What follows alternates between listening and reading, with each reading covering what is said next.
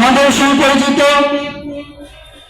হযরত মুফতি আবুল কাসেম মিরপুরি পৌরসভা সম্মানিত ইমাম ও খতিব মীর আক্তার হোসেন, আমি হযরতকে তার মূল্যবান নসিহত পেশ করার জন্য সুবিধার অনুরোধ করছি।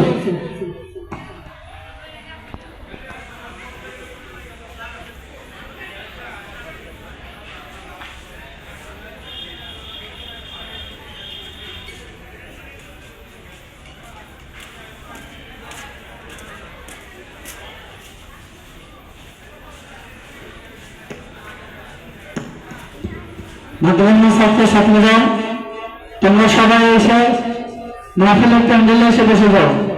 তোমরা সবাই মাহফিলের প্যান্ডেলে এসে বসে যাও।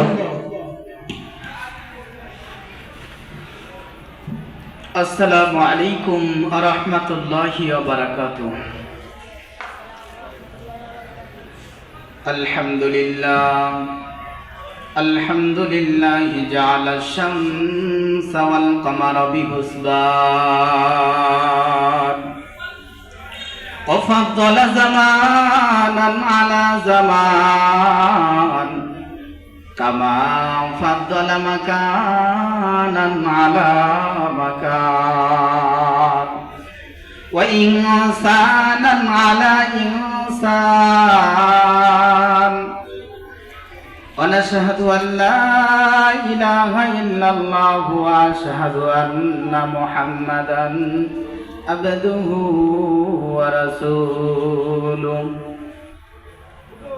সাল্লাল্লাহু আলাইহি ওয়া আলা আলিহি ওয়া আসহাবিহি আজমাইন। আম্মা বা'দ, ফাআউযু বিল্লাহি মিনাশ শাইতানির রাজীম। বিসমিল্লাহির রহমানির রহিম। কুল ইন কুনতুম তুহিব্বুনাল্লাহ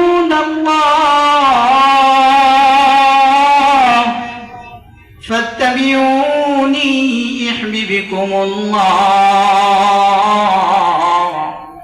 ওয়াকালা তাআলা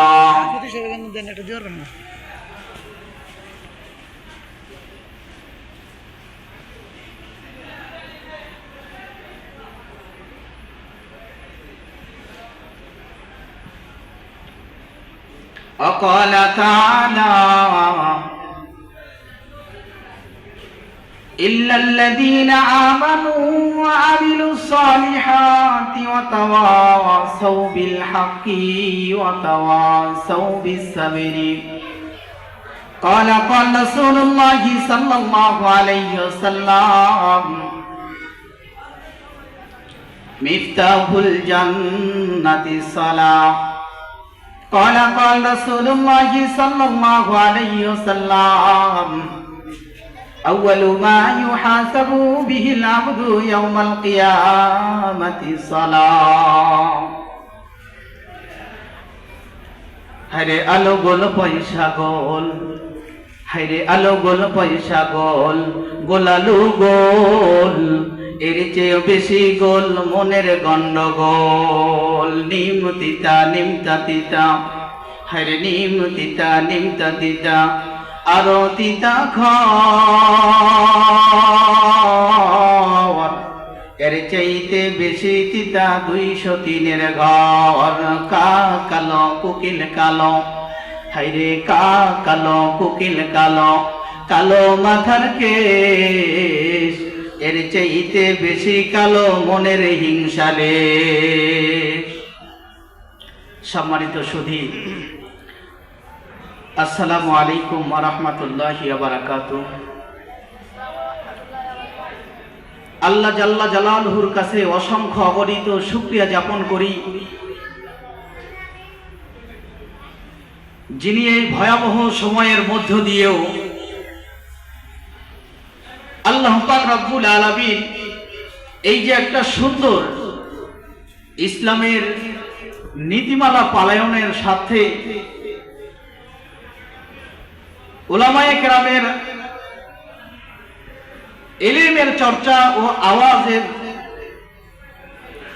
শ্রবণ করার জন্য আমাদের জন্য যে একটা সুব্যবস্থা তৈরি করে দিয়েছেন, এই ব্যবস্থা যারা তৈরি করেছেন তাদের থেকে শুরু করে নিয়ে যারা এই ব্যবস্থার জন্য সহযোগিতা করেছেন, তাদের কেউ যেন আল্লাহ পাক রব্বুল আলামিন কবুল আর মঞ্জুর করেন, সকলে বলি আমিন। সম্মানিত হাজিরিন, এখনো আমরা যারা এদিকে সেদিকে ঘোরাঘুরি করতেছি, হয়তো আল্লাহ নবী সাল্লাল্লাহু আলাইহি ওয়াসাল্লামের একটা হাদিস রয়েছে, হাদিসের মধ্যে আল্লাহ রাসূল সাল্লাল্লাহু আলাইহি ওয়াসাল্লাম বলেন যে সবচেয়ে নিকৃষ্ট স্থান হলো বাজার, যেই জায়গার মধ্যে শয়তানি আলাপ আলোচনা বেশি হয়, যেই জায়গার মধ্যে মানুষ মানুষের গীবত নিয়ে বসে থাকে, যেই জায়গার মধ্যে সমালোচনা বৃদ্ধি পায়, এমন স্থান আল্লাহ নবী সাল্লাল্লাহু আলাইহি ওয়াসাল্লাম বলেন যে দুনিয়ার সর্বনিকৃষ্ট স্থান হলো, সেই স্থানের নাম আনায়ন করেছেন, আমরা বাংলা ভাষায় এই স্থানটাকে বাজার বলে চিনে থাকি। কথা বলেন ঠিক কিনা? সম্মানিত হাজিরিন, আসলে বাংলার জমিনে এখন এমনও নাস্তিকবাদী মানুষ রয়েছে যারা দেখতে যদিও মানুষের মতো, আল্লাহ পাক রব্বুল আলামিনের নিয়ামত স্বরূপ সেই ব্যক্তি একখানা দেহবডি পেয়েছে, হাত পেয়েছে, পা পেয়েছে, চক্ষু পেয়েছে, দেহের মধ্যে মস্তিষ্ক রয়েছে, জ্ঞান, গরিমা, আকল, ব্রেন সব আল্লাহ পাক রব্বুল আলামিন দান করেছেন। এই দান করা সত্ত্বেও ওই মানুষটা মুমিন হবে তো দূরের কথা, নাস্তিকে পরিণত হয়ে গিয়েছে। সেই নাস্তিক বাম মুর্তাদের কাছ থেকে আমরা কেমনে জয়ী হতে পারবো? এই জয়ী হওয়ার জন্য আমরা সর্বক্ষণিক ভাবে যে অবস্থায় ইসলামকে আমরা কন্ট্রোল করে রাখতে পারবো, এমন ব্যবস্থা প্রত্যেকটা মানুষের অন্তরের মধ্যে গাঁথিয়ে রাখতে হবে। কথা বলেন ঠিক কিনা? সম্মানিত উপস্থিতি, আল্লাহ পাক রব্বুল আলামিন এই বাংলার জমিনে ইসলাম কায়েম করার জন্য যুগে যুগে নবী প্রেরণ করেছেন। নবী আসা যখন শেষ হয়ে গিয়েছে, তবে তাবিঈনরা এসেছেন। এখন যে অবস্থা রয়েছে, উলামায়ে কেরামদের সঙ্গে যারা সম্পর্ক রাখতে পারে না অথবা রাখতে চায় না, তারা দুনিয়ার বুকেও লাঞ্ছিত হয়ে পরকালেও বেঈমান অবস্থায় মৃত্যুবরণ করে জান্নাতের ঘ্রাণ পাবে তো দূরের কথা, জাহান্নামে যাওয়ার জন্য তার কাছে সহজ হয়ে যাবে। সম্মানিত উপস্থিতি, আসলে যারা ইসলামকে পছন্দ করে না, কোরআনকে ভালোবাসে না,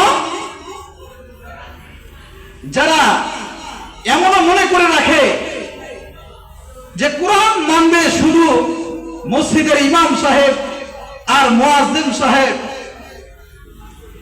আর যারা মাদ্রাসায় চাকরি করে তারা শুধু কোরআনের ভালোবাসা বুঝবে, আর আজকে জমিনের মধ্যে দেখা যায় এমন এক ভয়াবহ সৃষ্টি তৈরি করে ফেলেছে, যেই নাস্তিকদের জন্য মুসলমানরা পর্যন্ত শান্তিতে বসবাস করা মুসলমানদের জন্য কষ্ট হয়ে গিয়েছে। কথা বলেন ঠিক কিনা? এই জন্য কবি সুন্দর একটা কবিতা আবৃত্তি করেছেন, যত রাম বামপন্থী রয়েছে তাদের জন্য রুখে দাঁড়াবার একটি অলৌকিক শক্তি। আমরা সকলেই সঙ্গীতটা শুনবো তো? কথা বলেন ঠিক কিনা? শুনবো তো? নাস্তিকতা নিপাত যাক, দিন ইসলাম জিন্দাবাদ। নাস্তিকতা নিপাত যাক, দিন ইসলাম জিন্দাবাদ।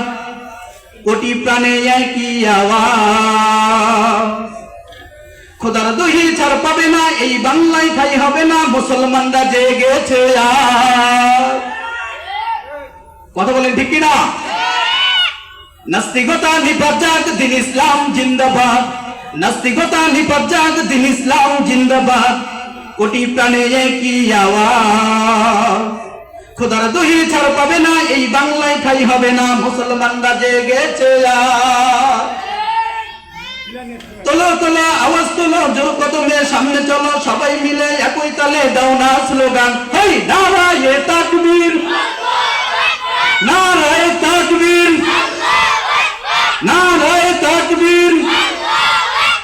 মুসলমানের এই দেশেতে নাস্তিকদের ঠাঁই নাই, নাস্তিকদের পক্ষে যারা তাদের কোনো রক্ষা নাই। মুসলমানের এই দেশেতে নাস্তিকদের ঠাঁই নাই, নাস্তিকদের পক্ষে যারা তাদের কোনো রক্ষা নাই। মুসলমানের এই দেশেতে থাকতে যদি চাও, কোরআনটা বুকে ধরে আঁকড়ে ধরে নাও। মুসলমানের এই দেশেতে থাকতে যদি চাও, কোরআনটা বুকে ধরে আঁকড়ে ধরে নাও। কথা ঠিক না? তোলো তোলো আওয়াজ তোলো, জোর কদমে সামনে চলো, সবাই মিলে একই তালে দাও না স্লোগান, ওই নারায়ে তাকবীর, নারায়ে তাকবীর, নারায়ে তাকবীর। সম্মানিত সকল শ্রোতাবিন্দু, আল্লাহ পাক রব্বুল আলামিন, আমি যে কুরআনুল কারীমের ছোট্ট একটা আয়াত তেলাওয়াত করেছিলাম যে দুনিয়ার বুকে ভালোবাসা কি জিনিস, কুল ইন কুনতুম তুহিব্বুনাল্লাহ, আল্লাহ পাক রব্বুল আলামিন বলেন আমাকে যে ভালোবাসে আমি তার জন্য কি কি নাজ নিয়ামত দুনিয়ার বুকে রেখেছি। আজকে দোস্ত বুজুর্গ, সুন্দর একখানা দেহ পেয়েছো, দুইখানা হাত পেয়েছো, দুইখানা চক্ষু পেয়েছো। আল্লাহ পাক রব্বুল আলামিন মস্তিষ্ক দান করেছেন, জ্ঞান দান করেছেন। সেই মস্তিষ্ক জ্ঞানকে যদি সুরাস্তায় প্রদর্শন না করে, সঠিক রাস্তায় ব্যবহার না করে যদি উল্টা রাস্তায় ব্যবহার করো, তাহলে তোমার আমার জন্য এই দুনিয়াটাই বড় গজবের স্থান হয়ে যাবে। কথা বলেন ঠিক কিনা? দুনিয়া তো মুসলমানদের জন্য পরীক্ষার হল স্বরূপ। দুনিয়াতে মুসলমানদের জন্য একটা পরীক্ষার হল স্বরূপ।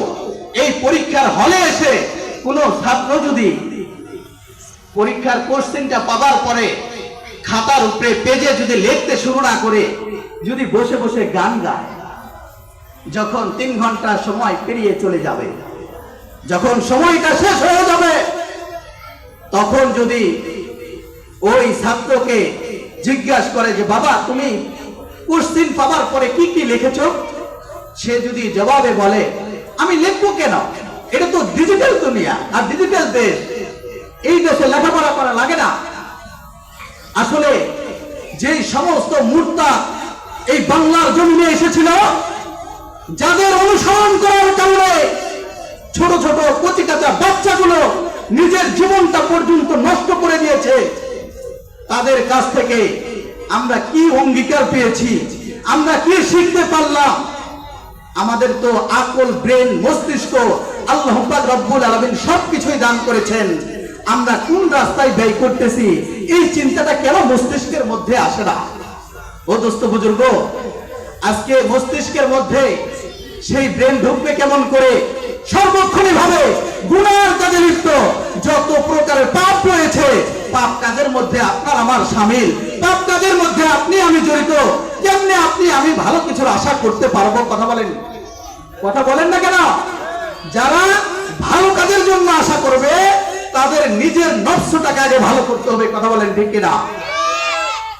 এই জন্য শিল্পীরা সঙ্গীত লিখে থাকেন, যেই সঙ্গীতগুলো আজকে যদি স্টেজের উপরে গাওয়া হয়, এমনও কোরআন বিদ্বেষী লোক আছে, এমনও ইসলাম বিদ্বেষী লোক আছে, যারা শুনলে তাদের গায়ে চুলকানি জন্মে যায়। কথা বলেন ঠিক কিনা? কিন্তু যারা কোরআনকে ভালোবাসে না, যারা ইসলামকে ভালোবাসে না, যারা মোল্লা দেখলে শরীরটা জ্বলে, তাদের বিরুদ্ধে রুখে দাঁড়ানোর জন্য সর্বক্ষণই ভাবে তৈয়ার থাকতে হবে। কথা বলেন ঠিক কিনা? যদি আপনি আমি তৈয়ার না থাকি, তাহলে জানতে হবে আপনার আমার ইমানের মধ্যেও ভিঙ্গার ধরে রয়েছে, আপনার আমার এই কলমের মধ্যেও খারাপই রয়েছে, আপনার আমার এই কলমের মধ্যেও নষ্টের গোড়া রয়েছে। কেমনে আপনি আমি ভালো কিছু করব? ভালো কিছু যখনই করতে যাবেন, তখনই আপনার যে কাছের বন্ধু রয়েছে সে টিটকারি দিয়ে কথা বলবে যে সারাটা জীবন পাপ করেছো, আজকে তুমি কি এমন ভালো করবে? দেখো না সমাজের বুকে কত মানুষ রয়েছে যারা ছোট থেকে বড় হয়েছে, যুবক কালে আল্লাহর সামনে আল্লাহর কাছে গিয়ে মসজিদে যে কখনো সিটটা নিচের দিকে নামায় নাই, আজান হয়েছে মুয়াজ্জিনের সঙ্গে বেয়াদবি করেছে। এই এলাকার মধ্যে কি অভাব? এই এলাকার মধ্যেও এমন মানুষের অভাব নাই, কিন্তু মুয়াজ্জিম সাহেব এত ভালো মানুষ, যেই ব্যক্তিকে দিন রাত 24 ঘন্টার মধ্যে 5 বার স্মরণ করাইয়া দিত, আল্লাহর আহ্বানে রাখতো। এমন ব্যক্তিরা যারা আল্লাহর আহ্বানে ডাকার পরেও ওই মুয়াজ্জিমের ডাকে সাড়া দিয়ে দেয়, কিন্তু ওই ব্যক্তিটাই যদি আবার দুনিয়া থেকে শেষ নিঃশ্বাস নিয়ে চলে যায়, মারা যায়, সঙ্গে সঙ্গে মুয়াজ্জিমের কাছে তার ছেলে হোক, তার পুত হোক, কেউ হোক, মুয়াজ্জিমের কাছে এসে নালিশ করে যে মুয়াজ্জিম সাহেব অমুক ব্যক্তিটা আর দুনিয়াতে নাই, একটু এলান করে দেন। মুয়াজ্জিমের অন্তরে যদি অহংকার থাকতো, সেই মুয়াজ্জিম কখনো আর এলান করতো না। কারণ তুমি তো মুয়াজ্জিমের কথায় সর্বক্ষণই ভাবে লানত পেশ করেছো। মুয়াজ্জিম যখনই আহ্বান করেছে, আল্লাহর পক্ষে যখনই ডেকেছে, তখনই তুমি শয়তানের সঙ্গে বন্ধু বনে গিয়েছো। আজকে মরে গিয়েছো তো কি হয়েছে? মুয়াজ্জিম যে ডেকেছে, এটাই মুয়াজ্জিমের জন্য একটা চূড়ান্ত ভুল। যখন একজন সটাম দেহের অধিকারী আল্লাহ পাক রব্বুল আলামিন সুন্দর দেহ দিয়ে দুনিয়ার বুকে প্রেরণ করেছেন, মুয়াজ্জিম সাহেব যখনই আল্লাহ পাক রব্বুল আলামিনের ধ্বনি দিয়ে আল্লাহু আকবারের ডাক দেন, ফেরেশতারা সব সামনে এসে অগ্রসর হয়ে যায়। কিন্তু যে গুনাহ লিখিতকারী ফেরেশতা রয়েছে, এই গুনাহটা লিখতে চায় যে কই আল্লাহর ধ্বনি দিল, সে তো উত্তর দিল না। আল্লাহ রাসূল সাল্লাল্লাহু আলাইহি ওয়াসাল্লামের ছোট্ট একটা হাদিস, আল্লাহ রাসূল সাল্লাল্লাহু আলাইহি ওয়াসাল্লাম সাহাবায়ে কেরামদেরকে সামনে নিয়ে বসে বলেন, ও সাহাবায়ে কেরাম, তোমাদের এমন একটা আজকে আমল বাতায় দিব, এমন একটা আমল আজকে শিখাইয়া দিব, যে আমলটা যদি তুমি আমল করো, মৃত্যুবরণ করতে দেরি হতে পারে, জান্নাতে প্রবেশ করতে দেরি হবে না। সুবহানাল্লাহ। আল্লাহ নবী সাল্লাল্লাহু আলাইহি ওয়াসাল্লাম যখন সাহাবায়ে কেরামের মাঝে বলেছেন, সাহাবায়ে কেরাম আরজ করে বলে, ইয়া রাসূলুল্লাহ, আমলটা জলদি করে শিখিয়ে দেন। আল্লাহ রাসূল সাল্লাল্লাহু আলাইহি ওয়াসাল্লাম বলেন যে মুয়াজ্জিম দুনিয়ার বুকে যখন আল্লাহর শরণাপর্থে ডাক দেয়, যেই মুয়াজ্জিম দিন রাত 24 ঘন্টার মধ্যে 5 বার আল্লাহ পাক রব্বুল আলামিনকে ডাকে আর মানুষদেরকে আল্লাহর পথে আহ্বান করে, ওই মুয়াজ্জিমের ছোট্ট ছোট্ট যে গুনাহগুলো রয়েছে, আমি আল্লাহ ওই ছোট্ট ছোট্ট গুনাহগুলো মাফ করায় দেই। সুবহানাল্লাহ। সাহাবায়ে কেরাম আরজ করলেন, ইয়া রাসূলুল্লাহ, আল্লাহ পাক রব্বুল আলামিন যে গুনাহগুলো মাফ করে দিবে, তাহলে তো মানুষ আযান দেওয়ার জন্য মারামারি লেগে যাবে, গন্ডগোল লেগে যাবে, সবাই তো আযান দিতে চাইবে। আল্লাহ রাসূল সাল্লাল্লাহু আলাইহি ওয়াসাল্লাম বললেন যে একজন ব্যক্তি মহল্লার মধ্যে আযান দিবে, কিন্তু তার আযান দেওয়ার কারণে যতটুকু পরিমাণ সওয়াব কামাই করবে, যতটুকু পরিমাণ সে নেকি পাবে, ওই আযানের যে শুনবে সে যদি উত্তর দেয়, তারও আমলনামায় আল্লাহ পাক রব্বুল আলামিন ততটুকু পরিমাণ সওয়াব দান করে দিবেন। সুবহানাল্লাহ। সম্মানিত হাজিরিন, এটা বলার উদ্দেশ্য হলো, আজকে আপনি আমি কেমন বাঙালি মুসলমান, একটা ভালো চিন্তা হয় না যে আমি আজকে দুনিয়ার বুকে বেঁচে রয়েছি, কালকে থাকবো না, যখনই আমার নিঃশ্বাসটা শেষ হয়ে যাবে আমাকে আমার পরিবারের লোকজন পর্যন্ত ঘৃণা করবে। কথা বলেন ঠিক কিনা? বিশ্বাস হয় না? আপনি চক্ষুটা বন্ধ করে দেখেন, আপনার নিজের স্ত্রী আপনাকে আর চিনবে না। যেই সন্তানের জন্য মাথার ঘাম পায়ে ফেলাইয়া কর্ম করে, টাকা পয়সা ইনকাম করে, রোজগার করে যেই সন্তানের সুন্দর পোশাকটা কিনে দাও, নিজের পোশাকটা পর্যন্ত সুন্দর বানাইতে পারো না, এমন মানে সন্তানও ওই বাবাকে মৃত্যুর পরে আর বাবা বলে ডাকবে না। সম্মানিত হাজিরিন, আসলে এই বিষয় সর্বক্ষণে সর্ব অবস্থায় মাথায় রাখতে হবে। কিন্তু যারা এই বিষয় মাথায় রাখবে না, তারা কোরআন হাদিসের পূর্ণাঙ্গ আমল করতে পারবে না। কোরআন হাদিস যারা মানবে, তাদের জন্য আল্লাহ পাক রব্বুল আলামিন সুন্দর একখানা ব্যবস্থা তৈরি করে রেখেছেন। আল্লাহ পাক রব্বুল আলামিন সুন্দর একখানা ব্যবস্থা তৈরি করে রেখেছেন। কোরআন মানতে হবে। কোরআন যদি শুধু ইমাম সাহেব মানে, কোরআন যদি শুধু মাদ্রাসার হুজুররা মানে, কোরআন যদি মাদ্রাসার তোলাবায়ে হাদিসরা মানে, উলামায়ে কেরাম যদি শুধু কোরআন মানে, মুসলমান কি মানবে? তুমি কিসের মুসলমান? যেই মুসলমান দাবি করবে, তাকে সর্বপ্রথম আগে কোরআনের জ্ঞান অর্জন করতে হবে। কোরআনের জ্ঞান যার মধ্যে নাই, সে পূর্ণাঙ্গ ইসলাম বুঝতে পারবে না। এই জন্য কবিরা কবিতার মাধ্যমে আবৃত্তি করে বলেন, ইসলাম হলো চিরদিনের, ইসলাম হলো চিরদিনের শান্তি সুখের নিশানা। ইসলাম ছাড়াই অন্য সবই জাহান্নামের ঠিকানা। ইসলাম ছাড়াই অন্য সবই জাহান্নামের ঠিকানা। সম্মানিত দোস্ত বুজুর্গ, আমি যে আলোচনা ছিলাম, আজকে আপনার আমার সন্তান স্কুল কলেজের মধ্যে লেখাপড়া করে, কিন্তু শুরুর লগ্নে যে তার ব্যবস্থা একটা তৈয়ার করা, সে যে মুসলমানের ঘরে জন্মগ্রহণ করেছে, সে যে একজন মুসলমানের সন্তান, কেমনে সে নিজের পরিচয়টা দান করবে? এই পরিচয় কোনো স্কুল কলেজ ভার্সিটির মধ্যে নাই। এই প্রচলনটা যদি আপনি আমি নিজের সন্তানটাকে ছোট্টবেলায় এই কোরআনের শিক্ষা দিতে পারি, তাহলে আপনার আমার সন্তান বাবাকে বাবা বলে চিনতে পারবে, মাকে মা বলে চিনতে পারবে, বোনকে বোন বলে চিনতে পারবে।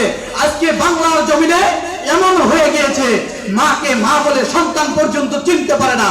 কুলাঙ্গার এমন সন্তান দুনিয়ার বুকে আনায়ন করেছেন, যেই সন্তানের কারণে বাবা মা পর্যন্ত লজ্জিত হয়ে যায়। কথা বলেন ঠিক কিনা? এই বাংলার জমিনে যদি নিজের সন্তানকে সুসন্তানে সংগঠন করতে চায়, সুসন্তানে পরিবেশন করতে চায়, যদি নিজের সন্তানটাকে সুসন্তানে লিপিবদ্ধ করতে চায়, তাহলে সেই সন্তানকে সর্বপ্রথম ইসলামের জ্ঞান তার কলবের মধ্যে ঢুকাতে হবে। কথা বলেন ঠিক কিনা?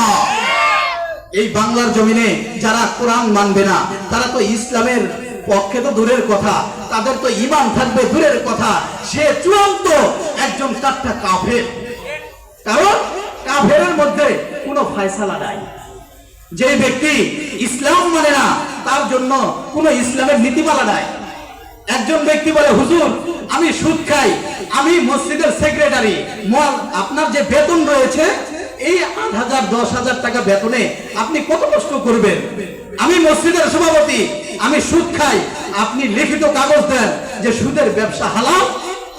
আপনি না জুমার নামাজে আলোচনা করেছেন যে ব্যবসা হলো হালাল, তো আপনি বলেন যে আমি সুদ খাই, সুদের ব্যবসাটা আমার হালাল, আপনার বেতনটা আমি 20,000 করে দিবানি।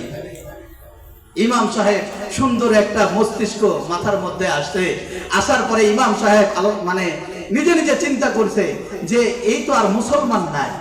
যদি মুসলমান থাকতো, যেই ব্যক্তি মুসলমান, যার অন্তরে ইমানের তাকাজা আছে, সে কখনো বিধর্মীদের কৃষ্টি কালচার নিজের অন্তরের মধ্যে গাঁথতে পারবে না। কথা বলেন ঠিক কিনা?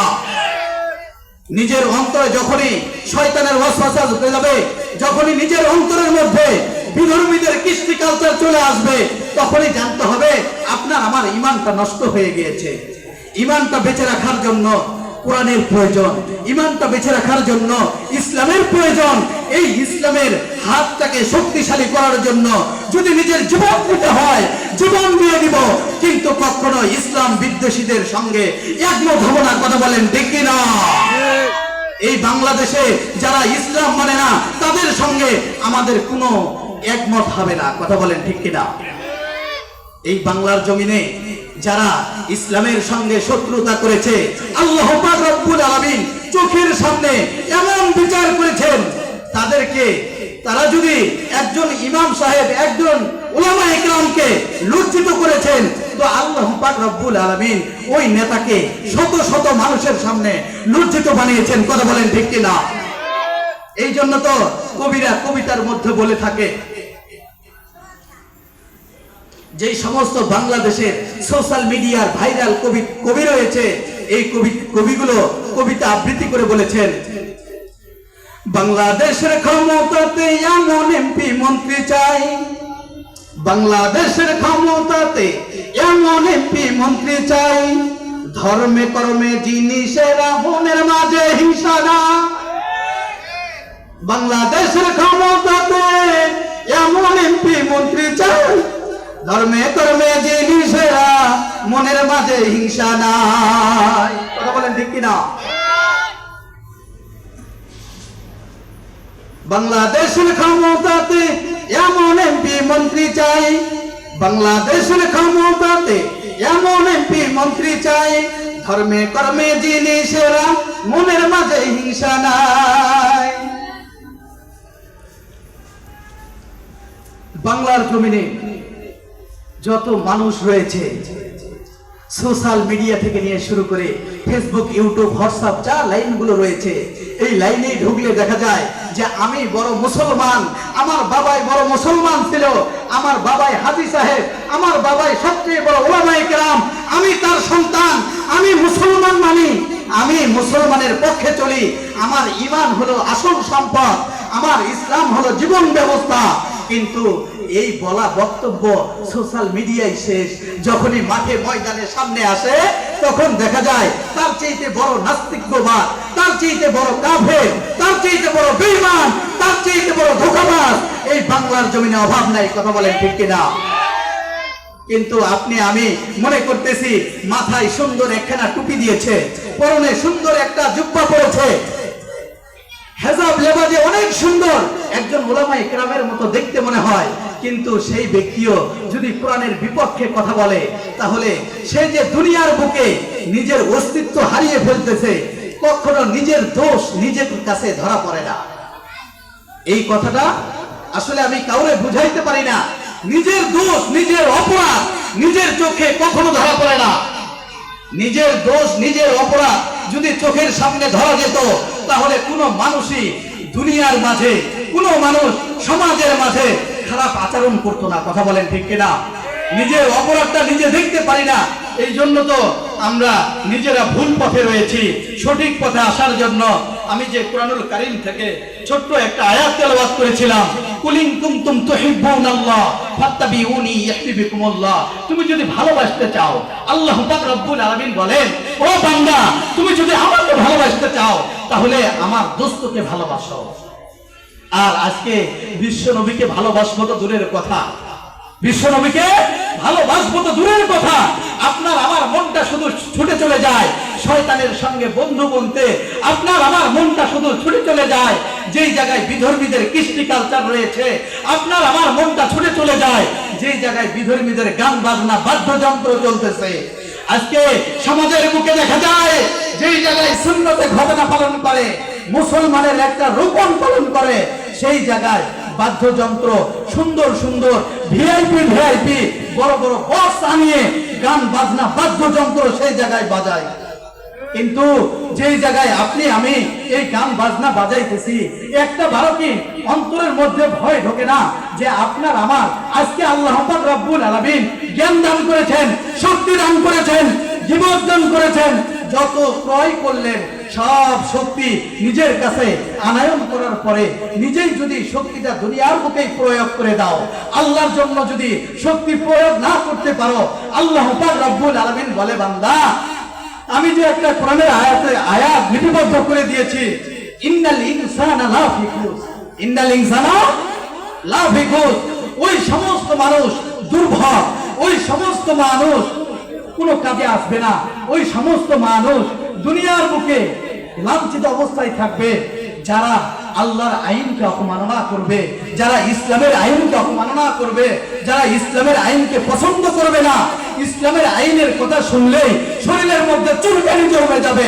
কথা বলেন ঠিক কিনা? নিজের ঈমান নিজের কাছেই মজবুত, নিজের অন্তর নিজের কাছেই সুস্থ, নিজের আকল নিজের কাছেই অ্যালার্ট রাখতে হবে। সর্বক্ষণই শয়তান ধোঁকা দিতে চাইবে, শয়তানের কাছ থেকে কেমনে নিজের অন্তরটাকে ফিরাবো, এই চিন্তা এই চেতনা সকল মুসলমানের কলবে রাখার দরকার। কথা বলেন ঠিক কিনা? ও বাঙালি মুসলমান, আসলে আল্লাহ রাসূল সাল্লাল্লাহু আলাইহি ওয়াসাল্লাম সর্বক্ষণে ভাবে আল্লাহ পাক রব্বুল আলামিনের কাছে, আল্লাহ পাক রব্বুল আলামিনের কাছে, আল্লাহ পাক রব্বুল আলামিনের কাছে আল্লাহ রাসূল সাল্লাল্লাহু আলাইহি ওয়াসাল্লাম সর্বক্ষণে ভাবে বলতেন, আল্লাহর কাছে দুই হাত তুলে ইবাদতের পরে দোয়া করতেন আর আরবিতে বাক্যগুলো বলতেন। আসলে আল্লাহ রাসূল সাল্লাল্লাহু আলাইহি ওয়াসাল্লামের জন্মটা ছিল আরব দেশের মধ্যে, আর আরব দেশের মাতৃভাষা ছিল আরবি, এই জন্য আল্লাহর নবী আরবিতে আল্লাহর কাছে চাইতেন যে আল্লাহুম্মা কলবি নূরা। আমরা সকলেই বলি আল্লাহুম্মা কলবি নূরা। এই শব্দের অর্থ হলো, আয় আল্লাহ আমার অন্তরের মধ্যে নূর প্রবেশ করাইয়া দাও, আয় আল্লাহ আমার অন্তরের মধ্যে নূর প্রবেশ করাইয়া দাও। কেমনে মানুষ আল্লাহর কাছে চাইবে? আল্লাহর কাছে কেউ যদি চাওয়ার মতো চায় আল্লাহ তাকে কখনো নৈরাশ করবে না। তাকে চাওয়ার আগে আল্লাহ পাক রব্বুল আলামিন পূর্ণাঙ্গ ব্যবস্থা তৈরি করে দিবেন। আল্লাহ পাক রব্বুল আলামিনের কাছে বিশ্বনবী সাল্লাল্লাহু আলাইহি ওয়াসাল্লাম যখন দোয়া করতেন আর বলতেন আল্লাহুম্মা কলবি নূরা, আমরা সকলে পড়বো কিন্তু আল্লাহুম্মা কলবি নূরা, আল্লাহুম্মা ইয়াহদি নূরা, আল্লাহুম্মা আইনু নূরা, আল্লাহুম্মা লিসানুন নূরা। আল্লাহ নবী বলেছেন আল্লাহ আমার অন্তরের মধ্যে নূর প্রবেশ করায়া দাও, আমার জবানের মধ্যে নূর প্রবেশ করায়া দাও, আমার হাতের মধ্যে নূর প্রবেশ করায়া দাও, আমার পায়ের মধ্যে নূর প্রবেশ করায়া দাও। এই জন্য তো আল্লাহ রাসূল সাল্লাল্লাহু আলাইহি ওয়াসাল্লামকে কাফের মুশরিকরা আল আমিন বলে ডাকতো, যে জীবন দশায় আল্লাহ রাসূল সাল্লাল্লাহু আলাইহি ওয়াসাল্লাম কোনো একটা মিথ্যা কথা বলে দেয়। এমন ব্যক্তির যদি আপনি আমি অনুসরণ না করি, অনুকরণ না করি, আপনার আমার চাইতে ধোঁকাবাজ আর লাঞ্ছিত ব্যক্তি জমিনের মধ্যে কেউ থাকবে? কেউ থাকবে না। আপনার আমার নেতা তো হবে সেই, যে দুনিয়ার বুকে 73 বছর বসবাস, 63 বছর বসবাস করেছেন, জীবন দশায় কোনো একটা মিথ্যা কথা বলেন নাই। আর আপনি আমি আজকে দুনিয়ার বুকে অমুক ভাই তমুক ভাই, অমুক নেতা সমুক নেতা, যার পিছনে নিজের জীবনটা বিলীন করে দিতেছ। নাম বললাম না, একজন নেতা সোশ্যাল মিডিয়ায় এসে বলে যে আমি আমার নেতা যতবার নাম নিয়েছি, এই নাম যদি 1000 বারের প্লাস মানে মাইনাস করে একবার করে যদি আল্লাহর নাম নিতাম, আল্লাহ দুনিয়ার বুকে আমাকে জান্নাত দিয়ে দিত। কিন্তু আমি দুর্ভাগ্যের কপাল, আমি যেই নেতার নাম নিয়েছি সেই নেতা আজকে পর্যন্ত আমাকে নমিনেশন দেয় নাই। দুঃখের বিষয়, কথা ঠিক কিনা?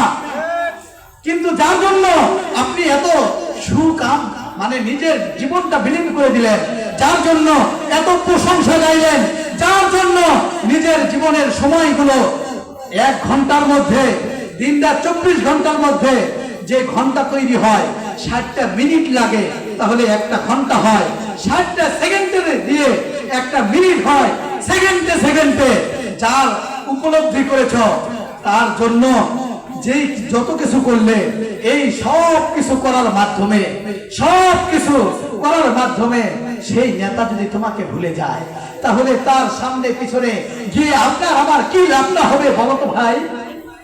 নিজের মনটাকে বুঝ দিতে পারো না যে যার জন্য আমি পাগল হইতেছি সে তো আমার জন্য পাগল না, যার জন্য আমি পাগল হইতেছি সে তো আমার জন্য পাগল না। তার জন্য পাগল হতে হবে, তার জন্য পাগল হতে হবে, যার জন্য পাগল হলে দুনিয়ার জিন্দেগি থেকে নিয়ে পরকালের জিন্দেগি পর্যন্ত সুন্দর হয়ে যাবে। আমি যে আয়াত দ্বিতীয়বার তেলাওয়াত করেছিলাম, ইল্লাল্লাযীনা আমানু ওয়া আমিলুস সালিহাতি ওয়া তাওয়াসাউ বিল হাক্কি ওয়া তাওয়াসাউ বিস সাবরি। আল্লাহ পাক রব্বুল আলামিন বলেন, ও দুনিয়ার মানুষ, 4টা কাজ করতে কখনো ভুলবা না। কয়টা কাজ? 4টা কাজ করতে কখনো ভুলবা না। কয়টা কাজ? কথা বলতে হবে। কয়টা কাজ? 4টা কাজ করতে কখনো ভুলবা না। ইল্লাল্লাযীনা আমানু, আল্লাহ পাক রব্বুল আলামিন বলেন, ও বান্দারা, কখনো ঈমান না এনে দুনিয়ার বুকে বসবাস করে কবরের জগতে এসো না। কবরের জগৎটা এমন একটা ভয়াবহ জগৎ, যেই জায়গায় আজকে দুনিয়ার বুকে থাকতে হলে যে একটা রুম তৈরি করো, সেই রুমটার মধ্যে 2টা জানালা দাও, একটা দরজা দাও, রুমের মধ্যে আরামে থাকবে এই জন্য ফ্যানের ব্যবস্থা করো, রুমের মধ্যে থাকবে এই জন্য বাতির ব্যবস্থা করো, রুমের মধ্যে আরামে থাকবে এই জন্য এসি ফিট করো। কিন্তু যেই কবরে যাবে, এই কবরে তোমার জন্য আমার জন্য কোনো কিছু থাকবে না। চারিদিকে মাটি আর মাটি, উপরে থাকবে ফাঁসের ছাউনি। যেই ব্যক্তি দুনিয়ার বুকে কল্যাণ কাম করতে পারে নাই, আমলে সলে করতে পারে নাই, এমন ব্যক্তি দুনিয়ার থেকে যখনই বিদায় নিয়ে নিঃশ্বাস নিয়ে কবরে চলে যাবে, আল্লাহ রাসূল সাল্লাল্লাহু আলাইহি ওয়াসাল্লাম বলেন, বেনামাজির জন্য সর্বপ্রথম কবরের আযাব শুরু হবে। তার কবরটা ছোট হয়ে যাবে, তার কবরটা ছোট হয়ে যাবে। দুনিয়াতে যেই ঘরটা বানিয়েছি সেই ঘরে যদি জানালা না দেই, সেই ঘরে যদি দরজা না থাকে, থাকতে মনে চায় না। রুহটা মানে নিজের কলবটা পর্যন্ত বন্ধ হয়ে যায়, নিজের নফসটা পর্যন্ত উৎকৃষ্ট হয়ে যায়।